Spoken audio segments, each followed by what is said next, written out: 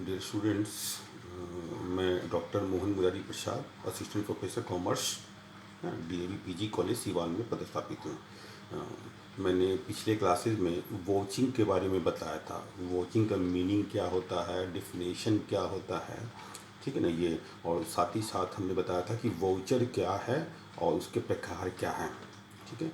आज मैं जो है आपको वॉचिंग मतलब कंटिन्यू रहेगा, कंटिन्यू सेकंड पार्ट है, वॉचिंग में सेकंड पार्ट है, ठीक है। ये मैं पहले ही बता चुका हूँ, ये जो टॉपिक है वो बीकॉम पार्ट 1 एवं आपको एमकॉम फोर्थ सेमेस्टर में दोनों में ये है, ठीक है, जिसको मैं आगे अभी कंटिन्यू कर रहा हूँ। तो पिछले क्लास में मैंने बताया था कि वॉचिंग का मतलब क्या होता है ना, उसकी परिभाषा क्या है, और साथ ही साथ मैंने बताया था वाउचर के प्रकार बताया था, वाउचर का अर्थ क्या बताया था। मैंने पिछले क्लास में बताया था कि वॉचिंग का मतलब होता है, सिंपल अर्थ में बोल देते हैं, है ना, इट इज़ एन एक बुक है ना, it is an examination of the books of account with the support of the documentary evidence, ठीक है। डॉक्यूमेंट्री एविडेंस जिसको हम लोग वॉचर कहते हैं, ठीक है। तो हम लोग कह रहे हैं कि जो भी डॉक्यूमेंट्री एविडेंस है उसकी सहायता से जो बुक्स ऑफ अकाउंट्स जो है लेखा पुस्तक उसकी जांच करना ही वॉचिंग हमने बताया था, प्रमाणन कहलाता है, ठीक है। जो वॉचिंग जो है ऑडिटिंग का एक मेन पार्ट होता है, इसेंस आवश्यक पार्ट होता है। बिना वॉचिंग के ऑडिटिंग का जो भी ऑब्जेक्टिव है, जो भी अंकेक्षण का जो उद्देश्य है वो पूरा नहीं किया जा सकता है, ठीक है। क्योंकि हम लोग जो एक ऑडिटिंग में बुक्स ऑफ अकाउंट को क्या करते हैं, उसको सर्टिफाई करते हैं, उसको प्रमाणित करते हैं। अब सवाल उठता है कि प्रमाणित कैसे कीजिएगा। आप जो भी बुक्स ऑफ अकाउंट्स में जो फिगर दर्शाया गया वो सही है कि नहीं, जो भी रूल्स और रेगुलेशन जो फ्रेम किए गए हैं, चाहे वो स्टैट्यूट किसी भी विधान द्वारा हो, उसको किया गया है। जो भी अकाउंटिंग रूल्स है उसको फॉलो किया गया है कि जो भी अकाउंटिंग प्रिंसिपल सिद्धांत जो लेखांकन सिद्धांत है उसका अनुपालन किया गया है कि नहीं किया, इसकी जांच होनी जरूरी होती है, ठीक है। जांच होना जरूरी होती है। अब हम लोग जांच करने में, ठीक है, वो है ये तो समझ में, ये तो अब ये जानकारी होगी कि भाई अब वॉचिंग जो है मेन पार्ट है। अब सवाल उठता है कि जब हम वॉचिंग करेंगे, जो भी बुक्स ऑफ अकाउंट्स है जो भी होता है वो वॉचिंग करेंगे, प्रमाणन कायम करेंगे, तो ऐसी कौन कौन सी बातें हैं जो हमको दिमाग में रखना पड़ेगा, ठीक है। नहीं ये तो इस क्लास में मैं इसी बातें को बताने जा रहा हूँ कि ऐसी कौन कौन सी बातें जो हैं वो वॉचिंग के दरमियान या जो प्रमाणक है उसकी जांच के दरमियान हम लोग विचार करेंगे, उस पर ध्यान रखेंगे, ठीक है। तो हम बताने जा रहे हैं, ठीक है। Points to be considered while vouching और एग्जामिनिंग वाउचर्स। जो भी पॉइंट्स, जो भी मुख्य बिंदु हैं जो वॉचिंग के दरमियान में या जो वाउचर जो जांच हो रहा है उसके दरमियान में जो बातें ध्यान में रखनी है, ठीक है। The auditor should keep in mind, the auditor should keep in mind the following points while examining the vouchers. बोलता है कि जो भी अंकेक्षक है वाउचर यानी प्रमाणक की जांच करते के समय निम्नलिखित जो मुख्य बिंदु है उसको दिमाग में रखना चाहिए। पहला पहला क्या है, vouchers contains the name of the concern, यानी जो भी वाउचर, जो भी सपोर्ट, जो भी डॉक्यूमेंट्री एविडेंस है उसमें क्या होना चाहिए, जो भी संस्थान इशू किया है, जो भी संस्थान इशू किया उसमें वो नाम लिखा होना चाहिए, उसमें नाम रहना चाहिए, ठीक है। The auditor should see that, auditor को यह देखना चाहिए कि the vouchers produced before him, जो भी प्रमाणक उसके समक्ष प्रस्तुत किया गया है, मस्ट कंटेन, उसमें रहना चाहिए the name of the concern या पर्सन इशूड, जो भी संस्थान या व्यक्ति जो उसको निर्गमित किया है, इशू किया है, उस पर उसका नाम मेंशन होना चाहिए। इफ़ नॉट सो, अगर ऐसा नहीं है, it should not be accepted, इसको स्वीकार नहीं की जानी चाहिए, ठीक है। तो पहला जो भी मतलब कहने का मतलब है कि पहला जो भी वाउचर या जो भी दिया जाए वो संबंधित संस्थान द्वारा या व्यक्ति द्वारा उसको निर्गमित होनी चाहिए, उसमें उसका नाम और मेंशन होना चाहिए, नाम और सिग्नेचर मेंशन चाहिए। सेकंड नंबर में सीरियल नंबर होगा। हम जो भी वाउचर है वो सीरियल नंबर के अनुसार होनी चाहिए। यानी कहने का मतलब है क्या है कि डेट को भी हम लोग ध्यान रखेंगे। भाई जो डेट है, मान लीजिए कि डेट 25 अप्रैल को इशू हुआ है, तो उसका डेट मान लीजिए कि 25 है, मतलब 25 अप्रैल को है, तो मान लीजिए संख्या 102 है, तो 25 अप्रैल के बाद जो 26 अप्रैल को इशू होगा तो निश्चय 102 के बाद ही होनी चाहिए। तो इन सबको सीरियल नंबर, इसकी जांच कैसे होगी, सीरियल नंबर देख कर की जा सकती है, जो भी क्रम संख्या उसमें, ठीक है ना। Voucher must be serial number, जो भी वाउचर होगा वो सीरियल नंबर्ड होना चाहिए। इफ़ नॉट, अगर ऐसा नहीं है, अगर सीरियल नंबर नहीं है, it should be brought to the notice of the management. अगर ऐसा नहीं है तो ये जो भी मैनेजमेंट प्रबंध के है ना, प्रबंध के ध्यान में उसको नोटिस में लाना चाहिए, उसको ध्यान में लाना चाहिए अपनी रिपोर्ट के माध्यम से। थर्ड नंबर है date of vouchers. Date of vouchers तो बोलता है कि शी शुड सी डैट, उसे देखना चाहिए कि the date on the voucher mentioned या printed relates to the period for which audit is being done. बोलता है इसमें वो डेट को देखना चाहिए कि जो अवधि के लिए ऑडिट किया जा रहा है, जो भी अवधि के लिए, जो जिस अवधि के लिए ऑडिट किया जा रहा है, अंकेक्षण लेखा से काम जांच किया जा रहा है, ऑडिट किया जा रहा है, वो उसमें वो उसी डेट में वो या तो मेंशन है या प्रिंटेड है, लिखा हुआ हो या अंकित हो इसमें, ठीक नहीं है। तो जब भी हम वाउचर को देखेंगे तो उसमें डेट भी देखेंगे कि जो डेट का वाउचर है वो उसी अवधि से संबंधित है जिस अवधि का हम लोग लेखा पुस्तकों की, यानी बुक्स ऑफ अकाउंट की जांच कर रहे हैं। अगर वो दूसरे डेट का नहीं है, अगर दूसरा तिथि का है, तो वो मैनेजमेंट नोटिस में वो लाना चाहिए, वो अपनी रिपोर्ट के माध्यम से। चौथा जो फोर्थ पॉइंट है वो है आपका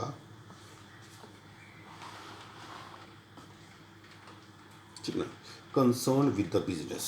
अब सवाल उठता है कि जो भी हम लोग वाउचर प्रोड्यूस किया जा रहा है, ठीक है, जो भी वाउचर प्रोड्यूस किया जा रहा है वो ये भी देखना चाहिए कि वो बिजनेस से संबंधित होनी चाहिए, या कोई दूसरे ने, ऐसा नहीं ना है कि कोई दूसरे चीज़ का है, दूसरे जो बिजनेस के अलावा जो खर्च किया गया उसको भी इसमें शामिल किया गया है, प्रस्तुत किया गया है, क्या उसके बेसिस पे बुक्स ऑफ अकाउंट्स में एंट्री किया गया है, ठीक नहीं है। तो ये हम लोग वॉचिंग के दरमियान देखेंगे, जो भी बुक्स ऑफ अकाउंट्स में जो एंट्री किया गया है वो बिजनेस से, बिजनेस जो बिजनेस व्यवसाय है, जो बिजनेस है उसी के द्वारा है ना, उसी का वो संबंधित वाउचर है, प्रमाणक है।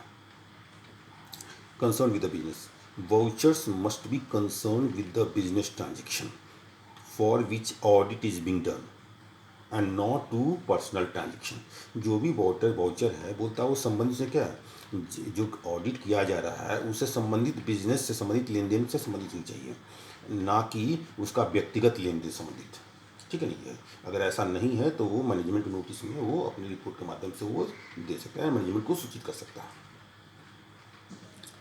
फिफ्थ में हो गया प्रॉपरली साइंड, ठीक है, प्रॉपरली साइंड हो गया। अब सवाल उठता है कि जो वाउचर दिया गया है वो ऑथेंटिक है कि नहीं, प्रामाणिक है कि नहीं है, ठीक है नहीं, ये कैसे मालूम चलेगा। तो उस पर बोलता है कि जो भी व्यक्ति या जो भी संस्थान इश्यू किया गया है उसका साइन होनी चाहिए या उसका सील होनी चाहिए, मुहर लगना होना चाहिए। तो प्रॉपरली साइन होता है, voucher produced for audit must be properly signed by the competent person या अथॉरिटी। जो भी सक्षम व्यक्ति है, जो या प्राधिकार है, उसके द्वारा, साइन द्वारा उसको क्या होगा, वो ठीक है। तो बोलता है कि वाउचर प्रोड्यूस्ड, जो वाउचर प्रस्तुत किया गया है फॉर ऑडिट के लिए, मस्ट बी प्रॉपरली साइन, वो बोलता है उचित रूप से हस्ताक्षरित होनी चाहिए बाय द कॉम्पिटेंट पर्सन या अथॉरिटी, जो भी सक्षम व्यक्ति है या प्राधिकार द्वारा उसको साइन होनी चाहिए, ठीक है ना, जिससे उसकी ऑथेंटिसिटी वो प्रमाणित किया जा सके। 6 में हो गया हमारा amount in word and figures. Amount in word and figures, जो भी वाउचर में फिगर दिया गया, अंक दिया गया है, वो अमाउंट में भी होना चाहिए और वो फिगर में भी, है ना, फिगर्स में भी, वर्ड्स में भी होना चाहिए और फिगर्स में भी चाहिए, जिससे कि उसमें जो भी छेड़छाड़, जो फिगर में, जो अमाउंट में, जो रकम में जो छेड़छाड़ की संभावना को है ना समाप्त किया सके, ना हो सके ऐसा। तो voucher must contain the amount both in words and figures, जो भी वाउचर होना चाहिए वो शब्दों में भी होनी चाहिए और अंकों में भी होनी चाहिए, दोनों में होनी चाहिए। 7th में पॉइंट है कैंसल्ड वाउचर्स। तो बोलता है कि एक ऑडिटर को वॉचिंग करते समय समझिए इन सब बातों के अलावा ये सब भी कैंसल्ड वाउचर। तो कैंसल्ड वाउचर कभी कभी ये भी दिखा गया है कि जो वाउचर कैंसल्ड हो गया है, पहले कैंसल्ड हो गया, उसके थ्रू उसको भी वो प्रस्तुत किया जाता है और एक लेखा पुस्तकों में गड़बड़ी या गबन की संभावना होती है। तो उसको रोकने के लिए देखना पड़ता है कि जो भी वाउचर जो एंट्री किया गया वो कैंसल नहीं है, इसकी भी जांच होनी चाहिए। तो कैंसल्ड वाउचर्स बोलता है if any voucher is cancelled, अगर कोई वाउचर को कैंसिल कर दिया जाता है, the auditor should see that, auditor ये देखना चाहिए कि the cancellation has been done in proper manner, जो भी कैंसलेशन किया गया है वो उचित ढंग से किया गया है, and by the competent authority, और जो भी जो है वो क्या है, कॉम्पिटेंट, जो भी जो योग्य जो सक्षम जो प्राधिकार है उसके द्वारा किया गया। इसमें यही कहा गया कि अगर कोई मान लीजिए कैंसिल हो गया, वाउचर कैंसिल कर दिया है, ठीक ना, वो वाउचर कैंसिल हो जाता है, तो ये देखना चाहिए ऑडिटर को कि जो भी वाउचर किया गया है वो सही ढंग से और सक्षम अथॉरिटी यानी प्राधिकार द्वारा उसको किया गया है।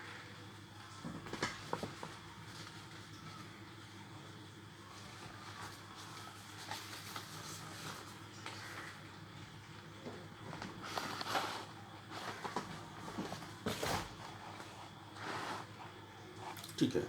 अब उसमें 8th पॉइंट में है सिंगल यूज ऑफ वाउचर्स। तो ये भी देखना चाहिए कि जो वाउचर जो है बार बार न किया गया हो, बार बार उसका डुप्लीकेसी ना हो।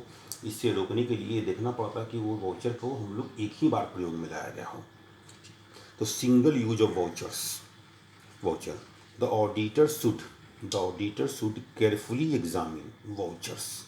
बोलता ऑडिटर को बोलता है सावधानी पूर्वक सतर्कता पूर्वक जो भी वाउचर है उसकी जांच की जानी चाहिए, टू अवॉइड रिपीटेशन, जो भी वो रिपीटेशन हो, ठीक नहीं है, to avoid repetition of their use, उसका बार बार पुनर्उपयोग न हो, and further to see that, और उसको ये भी देखना चाहिए कि वन वाउचर यूज्ड, जो एक वाउचर का जो उपयोग किया गया है एट वन प्लेस, एक जगह पे उपयोग किया गया, has not been used at another place, उसको दूसरे जगह भी इस्तेमाल नहीं किया चाहिए।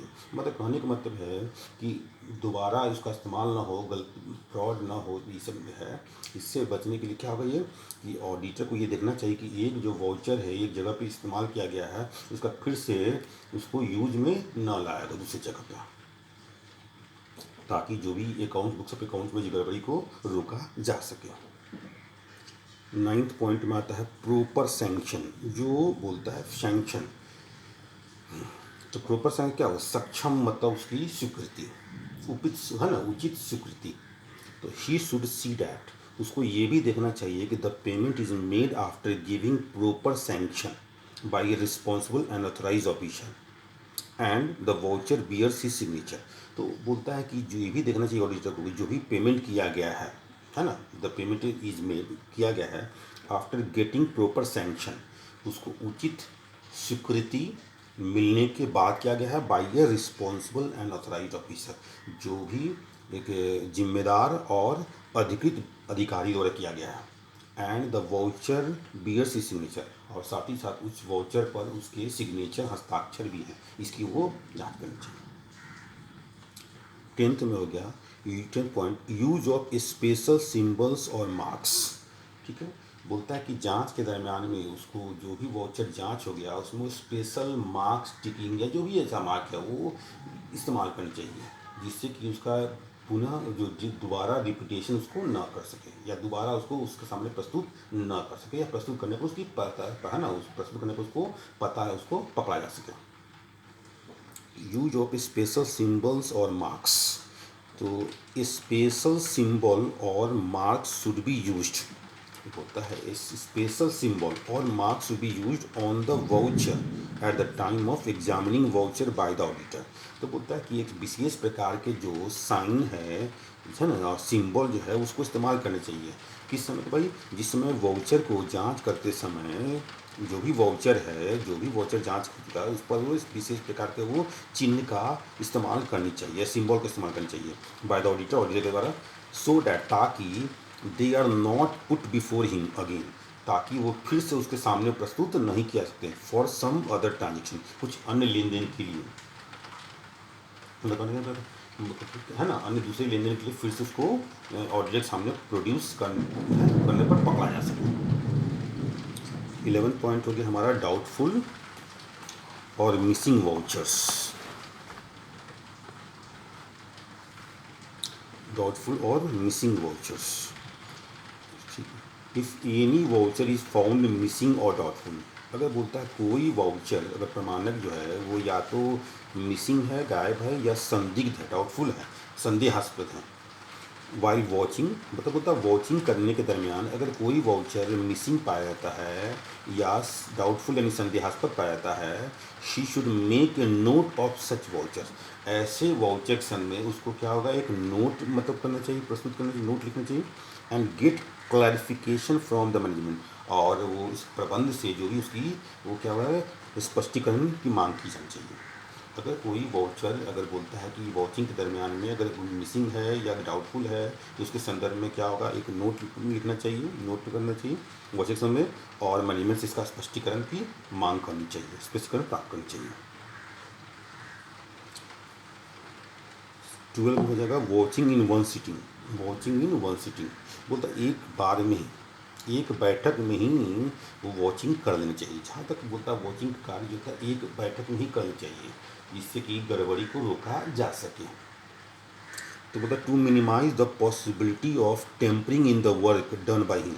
बोलता है कि जो भी वर्क किया गया है ऑडिटर द्वारा, उसमें जो टेम्परिंग, जो कोई गड़बड़ी ना हो, टेम्पर उसको क्षतिग्रस्त ना हो, टेम्परिंग ना हो, उस संभावना को कम करने के लिए बोलता है जो भी वर्क उसके द्वारा किया गया है उसमें, उसके वर्क में जो टेम्परिंग का जो है संभावना को कम करने के लिए he should try to finish, उसको मतलब क्या है, उसको ये कोशिश करनी चाहिए to finish the work of vouching, जो भी वॉचिंग का जो काम है वो समाप्त करनी चाहिए, फिनिश करनी चाहिए इन वन सिटिंग, एक ही बैठक में। बोलता है जो भी वो जांच किया है, वो पहले जांच किया, उसमें कुछ टेम्परिंग ना किया गया हो, टेम्परिंग उसमें छेड़छाड़ ना हो, इस छेड़छाड़ की संभावना को कम करने के लिए आवश्यक होता है कि जो भी वॉचिंग वर्क है वो एक सिटिंग में ही उसको पूर्ण कर दिया जाए।